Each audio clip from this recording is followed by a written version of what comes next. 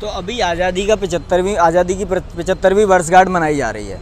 तो अब जो सामाजिक परिवर्तन का मूवमेंट था, जो कांसीराम ने कहीं ज्योतिबा फुले ने शुरू किया, अम्बेडकर साहब ने उसे आगे बढ़ाया, साहू जी महाराज ने आगे बढ़ाया, तो आज जो 75वीं वर्षगांठ में आज आप जो वो अभियान था, जो वो मूवमेंट था, जो वो मिशन था, उसे आप कहाँ पाते हैं, किस स्थिति में पाते हैं आज आप? देखिए बीच में तो जैसे कि बहुत सारे जो भी विद्वान लोग हैं जी। और पत्रकार हैं, एनालाइज़र हैं, जो लोग एनालिसिस कर सकते हैं, उन लोगों ने तो भी एनालिसिस किया है। जो भारतीय राजनीति में जो दलितों का बहुत बड़ा बहुजन मूवमेंट का बहुत बड़ा एक उदय हुआ था एक समय में, 80 के दशक 70 और 80 के दशक में इसका उदय होना शुरू हुआ था जी। उसका श्रेय भी मनोहर काशीराम साहब को भी जाता है कि उन्होंने ही पूरा एक बिखरे हुए समाज को एक जोड़ने का, एक संगठित करने का बहुत बड़ा काम किया था जी। लेकिन धीरे धीरे क्या हुआ कि इधर 2012 के बाद से उस मूवमेंट में थोड़ा सा एक गति उसकी धीमी पड़ गई है। बदलाव की प्रक्रिया तो है लेकिन वो उस गति से, जिस गति से हो रहा था उस गति से नहीं हो रहा है। हमारी समझ से तो ये आ रहा है कि जो भी इधर दिखाई पड़ रहा है, जितने भी पार्टियों का उदय हुआ इधर 70-80 के बीच में दशक में, उन पार्टियों में तो धीरे धीरे कांग्रेस का एक छत्र राज हुआ करता था। कांग्रेस का तो यहाँ उत्तर प्रदेश से तो ख़त्म हो गया, लेकिन समाजवादी पार्टी, बहुजन समाज पार्टी और अन्य जो क्षेत्रीय दल थे वो भी धीरे धीरे उनका कोई अस्तित्व नहीं खड़ा कर पाए अपना। तो आप जो अभी मैं जो सवाल पूछ रहा था कि 75 साल हो गए, अभी अब राजस्थान में एक बड़ी घटना हुई है। एक दलित छात्र जो था इंदर मेघवाल, एक इस विद्या मंदिर जो है उसमें उसके शिक्षक के द्वारा चूँकि उसने मटका छू लिया था तो हत्या कर दी गई। तो आप कहाँ पा रहे हैं जो हमारा लोकतंत्र है वो 75 साल में कहाँ पहुँचा है, आप उसे कहाँ पा रहे हैं? देखिए सामाजिक दृष्टि से तो अभी बहुत पीछे हैं जी। समाज जो समानता चाहते थे बाबा साहब डॉक्टर अम्बेडकर, जो हमारे संविधान के प्रियम्बल में है कि हम समता और स्वतंत्रता बंधुत्व की स्थापना के लिए हम ये संविधान का निर्माण कर रहे हैं। उद्देश्य का यही कहता है कि हम समानता, स्वतंत्रता और बंधुत्व और प्रेम को बढ़ाएंगे।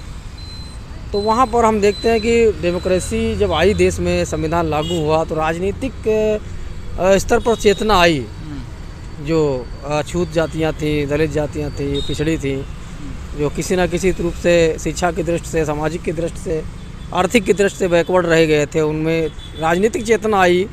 उसके तहत वो लोग थोड़ा सा प्रोग्रेस किए, थोड़ा सा आगे बढ़े, लेकिन सामाजिक दृष्टि से तो उस गुणात्मक नहीं बढ़ पाए। थोड़ा थोड़ा कहीं कहीं क्षेत्र हिसाब से बदलाव हुआ लेकिन गुणात्मक नहीं बढ़ पाया।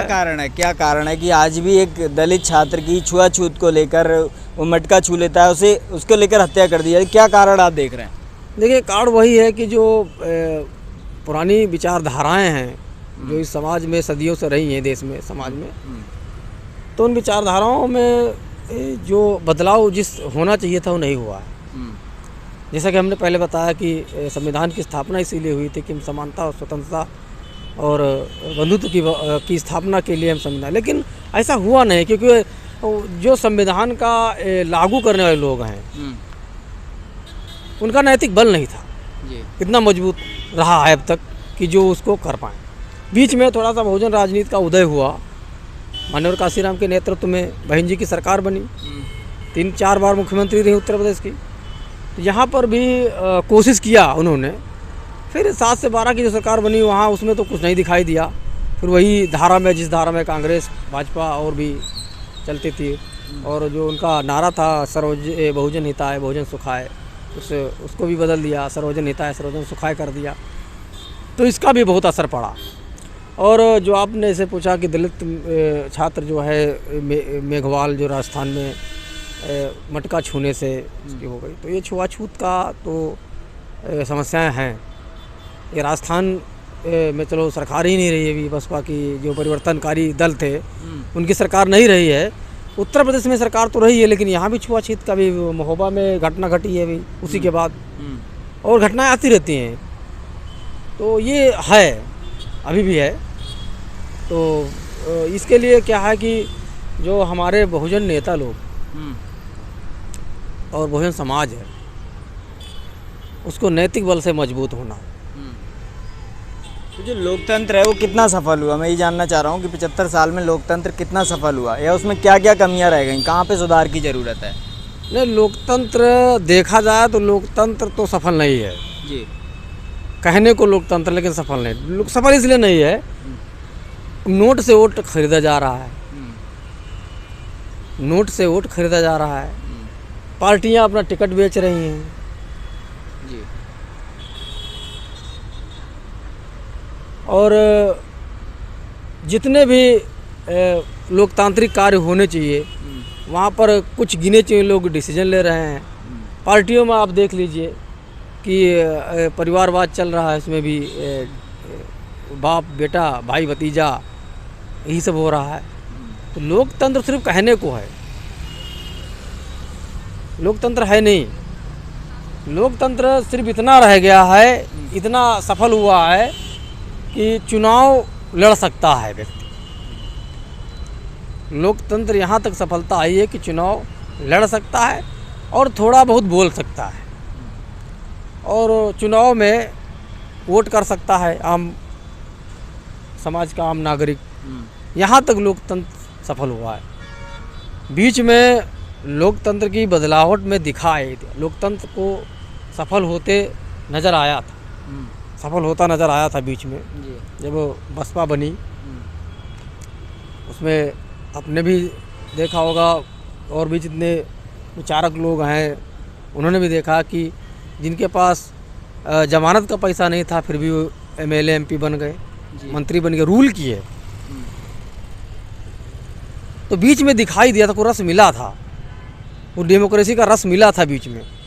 लेकिन फिर तो मेरा एक और सवाल है कि जो ये पार्क बने हुए इन पर बड़ी उंगलियां उठी, ये गलत बना दिए या जो इनमें पैसा खराब कर दिया गया, बहुत सारे लोगों ने उंगलियां उठाई, बहुत सारे जो मानसिकता के लोग हैं उन्होंने उंगलियां। तो इन पार्कों को आप कैसे देखते हैं जो यहाँ बने हुए हैं? क्या ये सही था बनाना, गलत था? इस पर आप क्या सोचते हैं? पार्क बने अच्छा है, पार्क बना अच्छी बात थी। वो किसी भी महापुरुष थे, वो लोग उन्होंने बड़ा काम किया, समाज के लिए किया, एक विचार दिया, राजनीतिक चेतना जगाई। तो ये तो गलत नहीं है, बनना चाहिए था। और दूसरी बात, जो उंगली उठाते हैं तो वो भी सरकार में रहे हैं, तो फिर मान चलिए इन्होंने पार्क बनाया तो ये पार्क दिख रहा है ना जी, उन्होंने बनाया तो दिख रहा है, आंखों के सामने है, दिख रहा है, इन्होंने पैसा कहाँ खर्च किया दिख रहा है जी। लेकिन और लोग जो है वो पैसा कहाँ खर्च किया तो कहीं दिख नहीं रहा है। तो पार्क में, और दूसरी बात रही जो मनवादी टाइप के लोग हैं, जो मनवाद को मानते हैं, वो तो उंगली हमेशा उठाएंगे जी, क्योंकि वो गैर बराबरी की व्यवस्था को मानने वाले लोग हैं। तो वो तो अपना उंगली हमेशा उठाएंगे, क्योंकि समानता की जब जब बात उठेगी तब तक गैर बराबरी की चाह रखने वाले लोग, उनको दर्द होगा हमेशा, वो हमेशा विरोध करेंगे इसका। तो आप कहना चाह रहे हैं कि जो पार्क बने वो सही बने, लेकिन वो जो लोग विरोध कर रहे हैं वो दूसरी मानसिकता के लोग हैं, वो ऐसे महापुरुषों के पार्क नहीं देखना चाहते जो बराबरी की बात करते हैं। हाँ बिल्कुल बिल्कुल, ऐसा ही है। क्योंकि अब देखिए पार्क तो बहुत सारे राजीव गांधी के पार्क बनाए गए, बापू के पार्क बनाए गए, और सरदार वल्लभ भाई पटेल लोह पुरुष जो हैं उनकी बहुत बड़ी स्टैचू खड़ी की गई जी।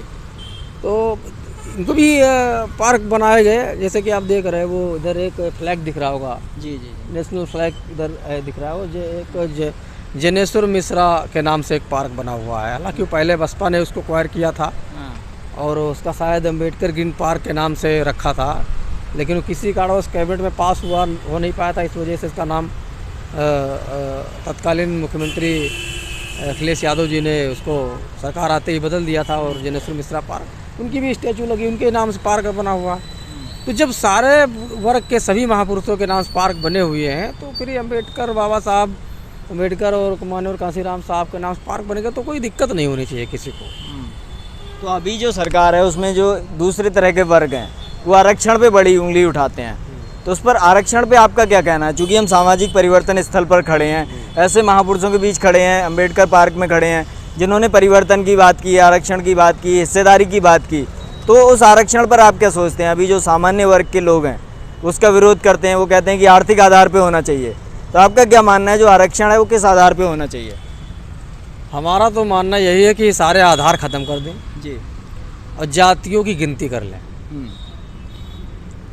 सारे आधार ख़त्म कर दें और जातियों 100% हम नहीं कहते किसी एक पर्टिकुलर एक जाति की एक समाज गिनती करें, 100% जातियों गिनती कर लें और उसी जनसंख्या के आधार पर सबका सीट फिक्स कर दे, आरक्षण का झगड़ा ही ख़त्म हो जाएगा। काहे वो किसी पर उंगली उठाएं, उनका इतना परसेंट है, उनको ओबीसी को मिला 27%, वो कह रहे हैं हमारे लिए कम है, वो कह रहे हैं इसमें ये ख़त्म करो, ये आरक्षण ले रहे हैं, तो ये झगड़ा ही ख़त्म हो जाएगा। 100% काउंट कर लें, फिर उनको जैसे कि जिनकी जितनी संख्या हो उसके हिसाब से उनको सीट दे दी जाए, काम ख़त्म।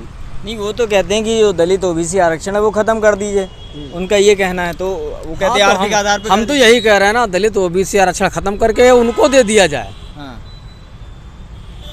दलित ओबीसी आरक्षण ख़त्म कर दिया जाए, उनको आरक्षण दे दिया जाए, उनकी संख्या के अनुसार से उनको आरक्षण दे दी जाए। हम और जो भी बहुजन समाज जो एससी ओबीसी है, दलित, पिछड़ा, आदिवासी जो 80-85% है, छोड़ दें, वो अपना निपट लेंगे सब आपस में। तुम 10% हो, 5% हो, जो भी हो, तो अपना ले जाओ आरक्षण, ख़त्म कर दे इधर। हम तो ये चाहते हैं ना, हमारा विचार से ही है कि ये हमेशा के लिए ये झगड़ा ख़त्म हो जाएगा और ये आरक्षण की लड़ाई पर बिना मतलब ऊर्जा खर्च करने से बेहतर है यही काम कर दें और आगे प्रगति की बात करें। एजुकेशन सिस्टम इतना बेहाल है यहाँ का जी, शिक्षा तंत्र ही, स्वास्थ्य ध्वस्त पड़ा हुआ है, बेरोजगारी तो भारी पड़ी है। रोजगार के नाम रोजगार जनरेट नहीं हो पा रहे हैं, उद्योग की नीतियाँ नहीं बना पा रही सरकार। अब चाहती नहीं बनाना या अब नहीं बना पा रही है तो वो जानते हैं, लेकिन ये नीतियाँ नहीं बना। तो 75 साल में जो हमारे युवा है, आप कहना चाह रहे हैं कि उसे रोजगार नहीं मिल रहा है, या जो उद्योग नीति है या जो विकास है वो उस ढर्रे से नहीं चल रहा है या चलना चाहिए? हाँ, नहीं चल पा रहा है क्योंकि शिक्षा आप देखते हैं गाँव में प्राथमिक विद्यालय बहुत सारे हैं, पर कोई गाँव शायद नहीं बचा होगा जहाँ प्राथमिक विद्यालय ना हो जी, लेकिन एजुकेशन क्वालिटी देख लीजिए वहाँ। टीचर से कहो तो कहता है बच्चा नहीं पढ़ता है, बच्चे से कहो कि टीचर नहीं पढ़ाता है, और वहाँ खाना खिलाते हैं। तो ये खाना वाना बंद करिए, खाना से कोई मतलब नहीं है, और एजुकेशन क्वालिटी को बढ़ा दें, एजुकेशन स्तर को बढ़ा दें और अपना उसको। स्वास्थ्य में देखिए हॉस्पिटल नहीं है, हॉस्पिटल नहीं है, डॉक्टर नहीं है, हॉस्पिटल के इंफ्रास्ट्रक्चर खड़े करें, हॉस्पिटल बनाएं, डॉक्टर रखें। अब ग्रामीण क्षेत्रों में जो हॉस्पिटल्स हैं, जो अस्पताल हैं गवर्नमेंट के, उनके देखिए क्या स्थितियाँ हैं, मशीनें नहीं उनके पास, आज भी मैनुअल पर्चा बनता है, कंप्यूटर नहीं है उनके पास जी। जांच अगर अल्ट्रासाउंड या जांच कराने को हो तो उनके पास मशीन नहीं है, एक डॉक्टर के सहारे पूरा अस्पताल चल रहा है। ये स्थितियाँ हैं ये आज के समय में, तो ये बहुत दयनीय स्थिति है। 75 साल हो गए, हम भले आज़ादी का महोत्सव मना रहे हो, सब लीपा पोती कर रहे हो छुपाने के लिए, लेकिन सच है वो सच है।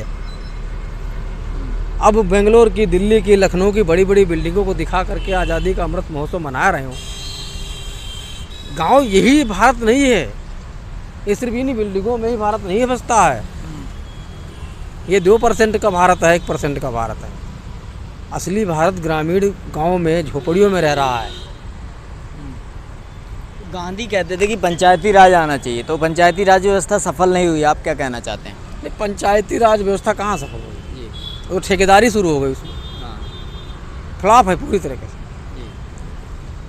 जिला पंचायत, जो जिला पंचायत अध्यक्ष होता है उसका सदस्यों से वोट ना करा के डायरेक्ट जनता से वोट कराएं जी। ब्लॉक प्रमुख का क्षेत्र पंचायत सदस्य से वोट ना करा करके डायरेक्ट जनता से कराएं ना। अब ये जिला पंचायत और ये जो क्षेत्र पंचायत के चुनाव जो हो रहे हैं पंचायती राज व्यवस्था के तहत, ये तो ठेकेदारी होना शुरू हो गई, बड़े स्तर पे भ्रष्टाचार हो रहा है। एक ब्लॉक का एक प्रमुख बनने के लिए 1 करोड़ से लेकर के 10 करोड़ रुपए तक खर्च हुआ जा रहा है। अब बताइए 5 साल का कार्यकाल है, कोई जरूरी नहीं बीच में अविश्वास प्रस्ताव भी आ जाता जी। अब वो 10 करोड़ रुपया 5 करोड़ रुपया खर्च करके ब्लॉक प्रमुख बनाया, वो क्या करेगा? सोच सकते हैं, आम आदमी भी सोच सकता है, हम लोग सोच रहे हैं, कोई भी सोच सकता है, थोड़ा पढ़ा लिखा है वो भी सोच सकता है। तो जनता को तैयार नहीं किया गया, जनता को वोट की कीमत नहीं बताई गई। जनता को तो ये बताया गया कि भाई आप 500 रुपये ले लीजिए, आप ये कर लीजिए, वो कर लीजिए और वो वोट दे दीजिए, इस पे दे दीजिए, कुछ भावनाओं में, कुछ जाति के नाम पर, धर्म के नाम पर। लेकिन जनता को वोट किस लिए देना ये बात नहीं बताई गई, किसी ने नहीं बात करी। सिर्फ कांसीराम एक व्यक्ति ऐसे रहे जिन्होंने वोट को मान सम्मान से जोड़ा, और जोड़ा तो उसके रिजल्ट आए, उसके परिणाम आए। इसका मतलब है जनता जानना चाहती है। इसका मतलब है कि जनता को अगर समझाया जाए, बताया जाए, उसका विवेक जगाया जाए तो लोकतंत्र यहाँ सफल हो सकता है। तो जो सामाजिक परिवर्तन की बात होती थी, या बात होती थी कि वर्ण के व्यवस्था के आधार पर जो ऊंच नीच पैदा हुआ वो ख़त्म होना चाहिए, आर्थिक गैर बराबरी ख़त्म होना चाहिए, सामाजिक गैर बराबरी ख़त्म होनी चाहिए। और हमारा संविधान भी बात करता है कि राजनीतिक अवसर की समानता, आर्थिक समानता, शिक्षा की समानता। तो ये सब जो समानता की बात की गई, संविधान की जो प्रस्तावना है, उसके आधार पे अभी जो समाज है कितना पाते हैं और उसके क्या मुद्दे इस समय आप देख रहे हैं, कौन से मुद्दे उसके हैं जो हल नहीं हुए हैं, जिन्हें हल होना चाहिए। तो अभी जो सामाजिक परिवर्तन की ज़रूरत थी जिस समाज को, खासकर दलित समाज को या अति पिछड़ा जिसे हम कहते हैं, जो कमज़ोर पिछड़ी जातियाँ हैं, उनके मुद्दे क्या इस समय आप देख रहे हैं और भविष्य में कितना उन्हें हल होते पा रहे हैं और क्या मुद्दे हैं, पहले तो ये बताएं उनके। देखिए, जैसे ऐसे आप समझ लीजिए जी कोई बिल्डिंग बनानी है जी, या कोई प्रोजेक्ट आप बना रहे हैं, तो उस प्रोजेक्ट को बनाने से पहले आप उद्देश्य बनाते हैं उसका, कि हम किस लिए बना रहे हैं, हम क्या अचीव करना चाहते हैं। जैसे कि ये सामने बिल्डिंग बनी हुई या पीछे बिल्डिंग बनी हुई है, जब बिल्डिंग बनी नहीं हुई होगी, इससे पहले इसका एक उद्देश्य बनाया गया होगा। तो संविधान बनाया गया था, उसकी उद्देशिका बनाई गई थी कि संविधान का उद्देश्य क्या होगा, किस लिए बनाया जा रहा है। तो उसमें लिखा है कि हम भारत के लोग भारत को संपूर्ण प्रसन्नता संपन्न समाजवादी धर्मनिरपेक्ष लोकतांत्रिक गणराज्य बनाने के लिए तथा उसमें समता, स्वतंत्रता, बंधुत्व, अवसर की समानता को प्राप्त कराने के लिए, यानी इसका मतलब ये है नहीं, ये हमें करना है, यही तो हुआ ना।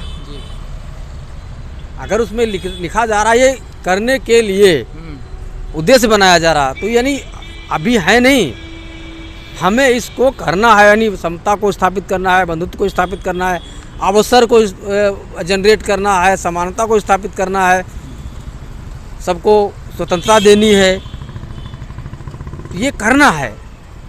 तो ये करने के लिए संविधान को निर्माण किया गया था। लेकिन 75 साल में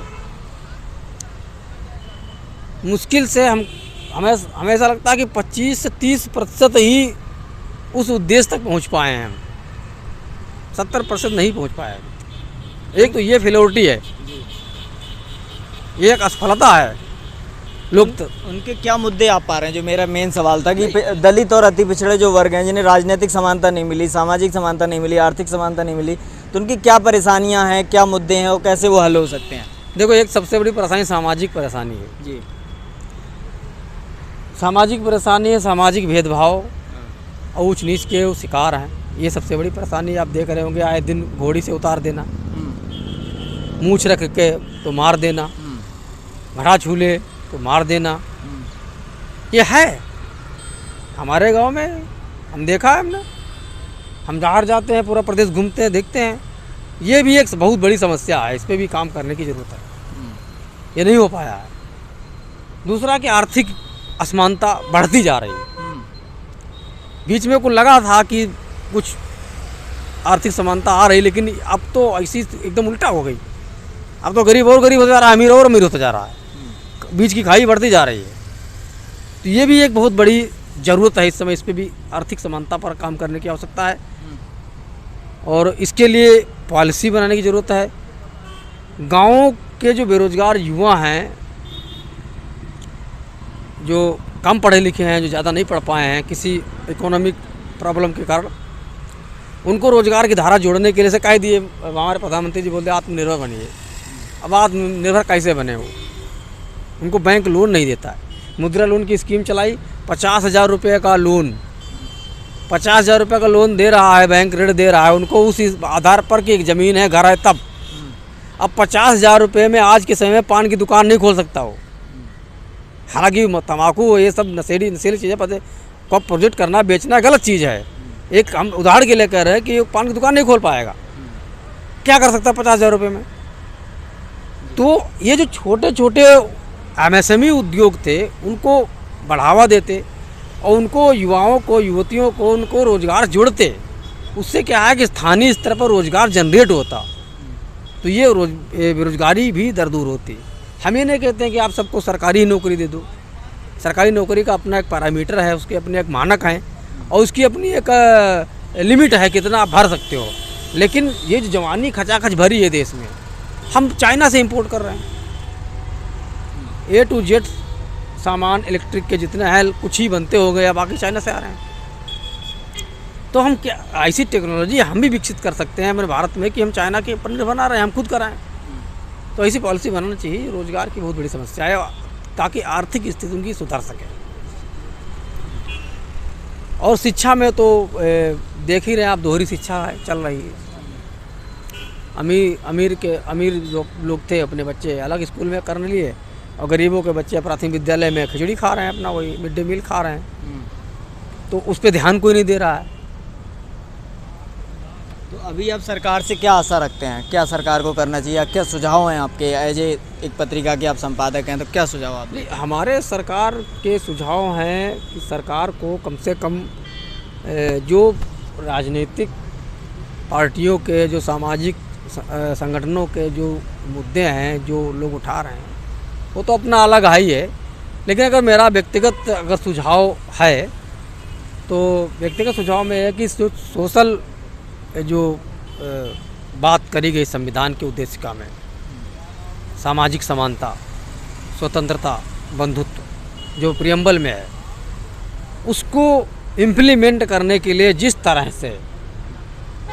तरह से सूचना प्रसारण मंत्रालय द्वारा राजनीतिक पार्टियों के प्रचार प्रसार करते हैं, टीवी, टेलीविज़न से, रेडियो के माध्यम से और भी जितने और माध्यम से हैं, तो उस तरह से जनता को जगाने के लिए और लोगों के बीच में चेतना जगाने के लिए कि भाई मनुष्य एक समान है, कोई ऊंच नीच नहीं, कोई भेदभाव नहीं। जो गलतियाँ हुई हैं पहले के लोगों से हुई हैं, हम बदल गया है, टेक्नोलॉजी का ज़माना आ गया है, समय है, 21वीं सदी चल रही है, तो इस तरह से काम करे वो जागरूकता के दौर पर।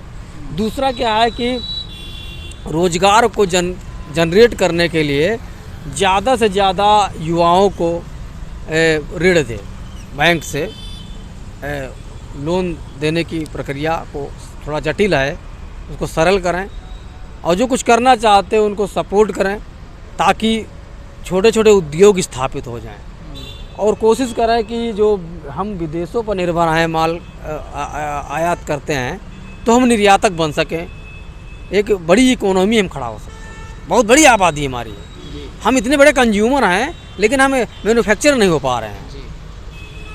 तो मैन्युफैक्चरिंग क्षेत्र में हमारा युवा कोई किसी से कम नहीं है।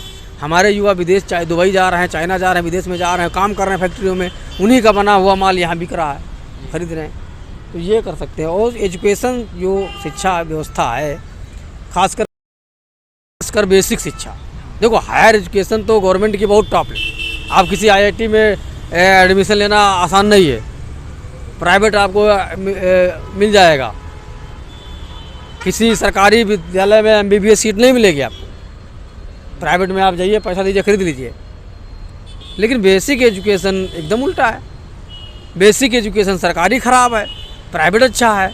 हायर एजुकेशन सरकारी अच्छा है, प्राइवेट ख़राब है।